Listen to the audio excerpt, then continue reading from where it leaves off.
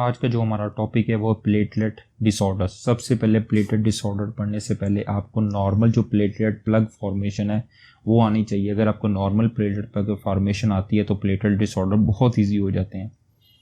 देखिए हम इसको रिवाइज करें क्योंकि हमने पहले भी पढ़ा हुआ है। ये एक ब्लड वेसल्स है। ब्लड वेसल्स के अंदर क्या होती हैं? ब्लड वेसल्स के अंदर क्या होते हैं? एंडोथीलियल सेल्स होते हैं। बेसिकली एंडोथीलियल सेल्स के अंदर क्या होता है? एक बहुत यूनिक चीज़ होती है जिसे बोलते हैं विबल पैलेडे।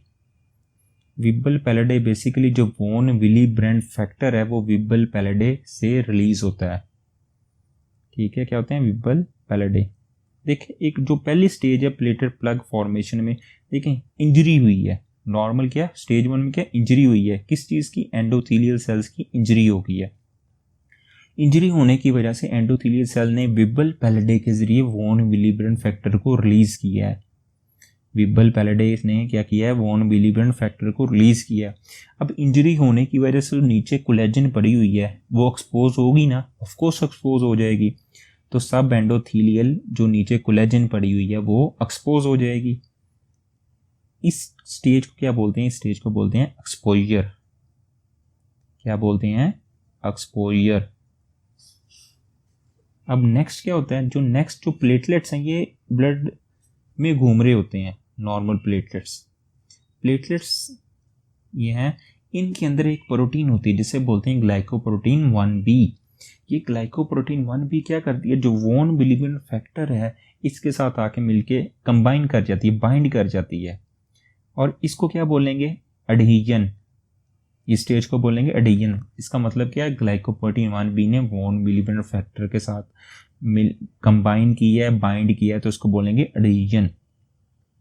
अब इसकी वजह से क्या होगा? जो प्लेटलेट्स के अंदर ग्रेन्यूल्स होते हैं वो रिलीज हो जाती हैं, यानी प्लेटलेट्स की डीग्रेनुलेशन हो जाती है।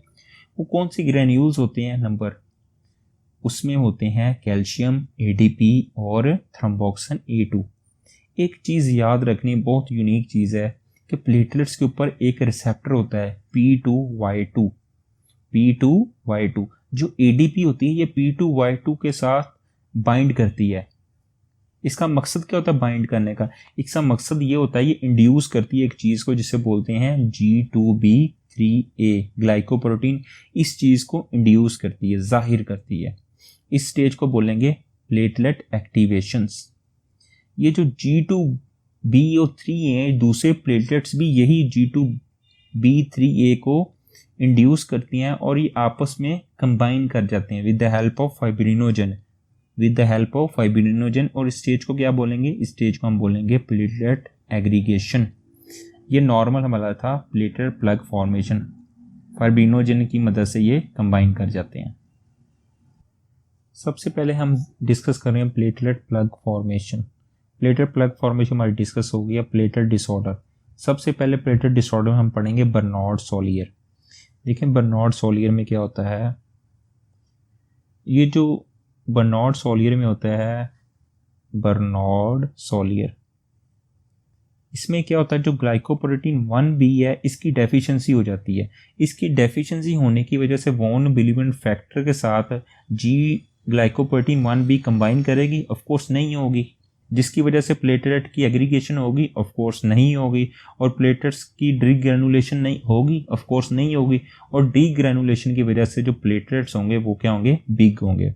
अब इसे फर्स्ट एड से भी डिस्कस कर लेते हैं हम। देखिए बनना जितने भी प्लेटलेट डिसऑर्डर्स हैं इसमें एक बात याद रखनी, इसमें जो ब्लीडिंग टाइम होता है वो इंक्रीज होता है, हमेशा इंक्रीज होता है। अब बर्नार्ड सोलियर बी फॉर बिग, तो इसमें जो प्लेटलेट्स क्या होंगे? बिग प्लेटलेट्स होंगे। और इसमें वो क्या कह रही है? ऑटोसोमुलर यानी AR, ऑटोसोमर रिसेसिव डिफेक्ट है, जिसमें क्या होता है? जो GP1 ग्लाइकोप्रोटीन 1b है उसकी डेफिशिएंसी होती है। और डेफिशिएंसी होने की वजह से प्लेटलेट्स जो GP1b von Willie brand factor के साथ कंबाइन नहीं होती और उसकी एडहीजन नहीं होती है, और जिसकी वजह से क्या होगा? प्लेटलेट एग्रीगेशन डिक्रीज हो जाती है। ये था बर्नार्ड सोलियर। और इसमें प्लेटलेट्स का जो काउंट है या तो नॉर्मल होता है या डिक्रीज हो जाता है। सेकंड हमारी जो डिजीज़ है उसका क्या नाम है? ग्लैंसमैन थ्रोम्बोस्थेनिया। थ्रोम्बोस्थेनिया में बेसिकली क्या होता है? पिक की तरफ आए। थ्रोम्बोस्थेनिया में जो होता है ना, प्लेटलेट G2BO3A की डेफिशिएंसी हो जाती है। इसकी डेफिशिएंसी होने की वजह से प्लेटलेट की एग्रीगेशन होगी, ऑफ कोर्स ये वाला स्टेप नहीं होगा। इसको बोलते हैं ग्लासमैन थ्रोम्बस्थीनिया, यानी इसमें G2B3A की डेफिशिएंसी हो जाती है। इसे फर्स्ट ईयर से भी डिस्कस कर लेते हैं हम।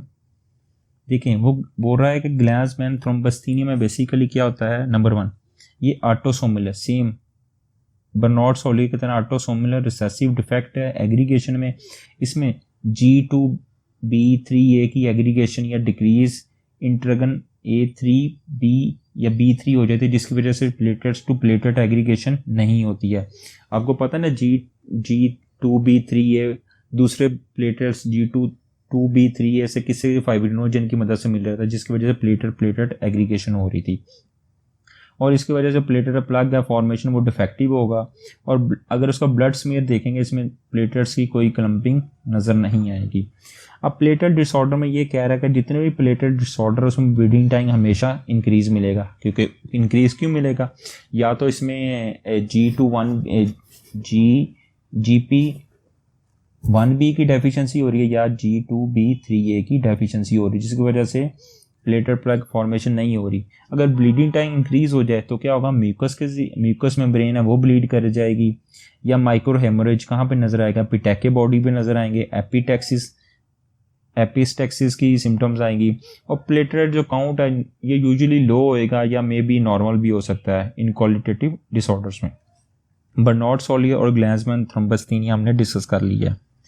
देखें, जो इम्यून थ्रोम्बोस्थीनिया है, इम्यून थ्रोम्बोसाइटोपिनिया, इसमें क्या होता है, आपको मैंने बताया जितने भी प्लेटलेट डिसऑर्डर में ब्लीडिंग टाइम इंक्रीज होता है, लेकिन इसमें प्लेटलेट काउंट डिक्रीज कैसे होता है वो समझने वाली चीज़ है।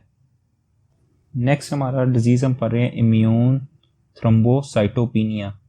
Immune thrombocytopenia, immune thrombocytopenia basically क्या होगी, जो anti-2B3A इसके खिलाफ एंटीबॉडीज बनेगी, एंटीबॉडीज अगेंस्ट G2B3A के बनेगी।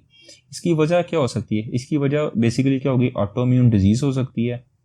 ऑटोइम्यून डिजीज में क्या होगा, SLE हो सकता है, hepatitis C virus, HIV virus हो सकता है, या मैलिग्नेंसी जिसे CLL बोलते हैं। इसकी वजह से क्या होगा, ऑटो एंटीबॉडीज बनेगी G2B3A, जिसकी वजह से प्लेटलेट की एग्रीगेशन होगी, प्लेटलेट की एग्रीगेशन नहीं होगी। आप इसे फर्स्ट एड्स में डिस्कस कर लेते हैं। इसमें बेसिकली इम्यून थ्रोम्बोसाइटोपिनिया में जो प्लेटलेट हैं ये स्प्लीन के अंदर डिस्ट्रॉय होते हैं। इन प्लेटलेट्स को स्प्लीन क्या करेगी, डिस्ट्रॉय करेगी अपने अंदर, या स्प्लीन के अंदर आपको पता क्या होते हैं, मैक्रोफेजिस। ये मैक्रोफेजिस क्या करते हैं, इस प्लेटलेट्स को फैगोसाइटोस कर देंगे। ठीक है, अब फर्स्ट एड्स से डिस्कस कर लेते हैं हम। इम्यून थ्रोम्बोसाइटोपिनिया में उसने ये बताया गया है कि प्लेटलेट्स की डिस्ट्रक्शन कहाँ पे होती है, स्प्लीन के अंदर। आपको पहले बता चुका हूँ। इसमें एंटी GP2B और 3A के खिलाफ एंटीबॉडीज बनती हैं, जिसमें क्या होता है, जो स्प्लीन के अंदर मैक्रोफेजिस होते हैं वो क्या कहते हैं, प्लेटलेट्स को फैगोसाइटोस कर जाते हैं, यानी खा जाते हैं। इसकी वजह क्या हो सकती है, इसकी इडियोपैथिक वजह हो सकती है, यानी कोई इसकी वजह हमें मालूम नहीं होती। सेकेंडरी काजेज ऑटोइम्यून मैंने डिजीज़ आपको बता चुका है, जिसमें SLE है, वायरल इलनेस में HIV, हेपेटाइटिस C वायरस भी बता चुका हूँ, मैलिग्नेंसी या CLL हो सकता है, और ड्रग का रिएक्शन भी हो सकता है। अब इसकी लैब्स की तरफ आएँ तो देखें, लैब्स में कह रहा है कि मेगा कैरियोसाइट्स क्या बोन मैरो बायोप्सी में इंक्रीज हो जाएंगे। देखिए, आपको पता है जो मेगा कैरियो ब्लास्ट से क्या बनते हैं, मेगा कैरियोसाइट्स, और इनसे मेगा कैरियोसाइट से क्या बनते हैं, प्लेटलेट्स बनेंगे। जब ऑटो एंटीबॉडीज हो गई हैं जिसकी वजह प्लेटलेट्स नहीं बन रहे हैं, जिसमें प्लेटलेट्स काउंट डिक्रीज हो चुका है, तो क्या होंगे, जो मेगा कैरियोसाइट्स हैं प्लेटलेट्स ना बनने की वजह से ये बोन मैरो में इंक्रीज हो जाएंगे और प्लेटलेट्स काउंट डिक्रीज हो जाएगा। जब इसके ट्रीटमेंट की तरफ आए तो क्या होंगे, इसमें हम ग्लूकोकॉर्टिकॉइड्स देंगे, IV इम्यूनोग्लोबुलिन्स देंगे, रिटोक्सीमैब देंगे, TPO रिसेप्टर एगोनिस्ट, ये इंपॉर्टेंट है, एल्ट्रोमोपैक देंगे, एल्ट्रोम्बोपैक, रोमिप्लास्टन। स्प्लीनेक्टमी कब करेंगे, अगर स्प्लीनेक्टमी करेंगे रिफ्रैक्टिव का मतलब होता है बार बार इम्यून थ्रोम्बोसाइटोपिनिया हो रहा है, बार बार हो रहा है, तो उसमें क्या हम करेंगे, स्प्लीन ही निकाल देंगे। सेकंड हमारी डिजीज़ है यूरेमिक प्लेटलेट डिसफंक्शन, यानी यूरेमिया की वजह से प्लेटलेट्स जो के फंक्शन है वो सही नहीं चल रहे हैं तो डिसफंक्शन हो जाए। इसमें ब्लीडिंग टाइम, आपको पता है जितने भी प्लेटलेट्स डिसऑर्डर्स हैं उनमें ब्लीडिंग टाइम इंक्रीज हो जाता है। ये देखें यूरेमिया, यूरेमिया से हमें हिंट क्या मिलता है, किडनी का। तो ये बेसिकली किन पेशेंट में होता है, ये रीनल फेलियर वाले पेशेंट्स में हमें नजर आएगा, क्योंकि जो यूरेमिक टॉक्सिन्स है ये अकामुलेट इकट्ठा होना शुरू कर जाती है, जो क्या करती है प्लेटलेट्स, जबकि एडिशन होती है। एडिशन कैसे होती है, GP1B वॉन बिलीवर्ड फैक्टर के साथ मिलती है, इसको बोलते हैं एडिशन। तो बेसिकली यूरेमिक इंटॉक्सिन अकामुलेट होने की वजह से ये वाला जो प्रोसीजर है एडिशन का, ये क्या होता है, ये नहीं होता है, जिसकी वजह से प्लेटलेट्स अकामुलेट होना शुरू हो जाते हैं, यानी प्लेटलेट्स का जो ब्लीडिंग टाइम है इंक्रीज हो जाता है। ये था आज का हमारा टॉपिक, प्लेटलेट डिसऑर्डर।